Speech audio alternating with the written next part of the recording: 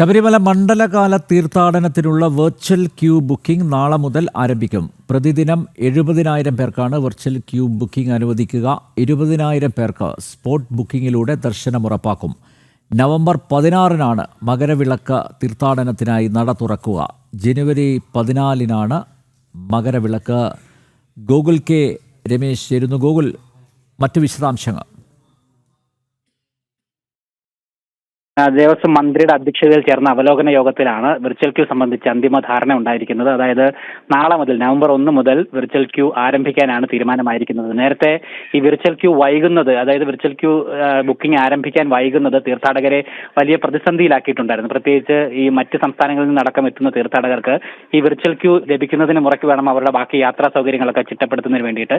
അതുകൊണ്ട് തന്നെ ഇത് വൈകിയത് അവരെ സാരമായി തന്നെ ബാധിച്ചിട്ടുണ്ട്. എന്തായാലും നാളെ മുതൽ വെർച്വൽ ക്യൂ ബുക്കിംഗ് ആരംഭിക്കുകയാണ്. ഏറെ വൈകിയാണ് ആരംഭിക്കുന്നത്. നിലവിൽ തീരുമാനമായിരിക്കുന്നത് കഴിഞ്ഞ വർഷത്തേതിന് സമാനമായി തന്നെ ഒരു ദിവസം 70,000 പേർക്ക് വെർച്വൽ ക്യൂ വഴി ദർശനം നടത്താനും 20,000 പേർക്ക് സ്പോട്ട് ബുക്കിംഗ് വഴി ദർശനം നടത്താനുമായിട്ടാണ് ഇപ്പോൾ തീരുമാനമായിരിക്കുന്നത്.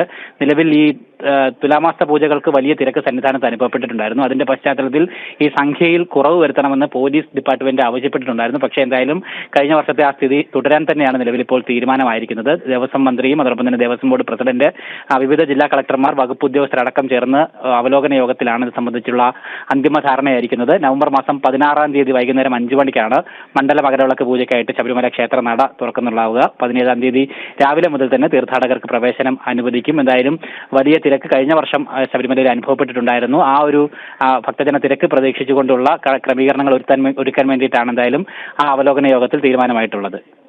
ശബരിമല മണ്ഡലകാല തീർത്ഥാടനത്തിനുള്ള വെർച്വൽ ക്യൂ ബുക്കിംഗ് നാളെ മുതൽ ആരംഭിക്കും. പ്രതിദിനം 70,000 പേർക്കാണ് വെർച്വൽ ക്യൂ ബുക്കിംഗ് അനുവദിക്കുക. 20,000 പേർക്ക് സ്പോട്ട് ബുക്കിംഗിലൂടെ ദർശനം ഉറപ്പാക്കും.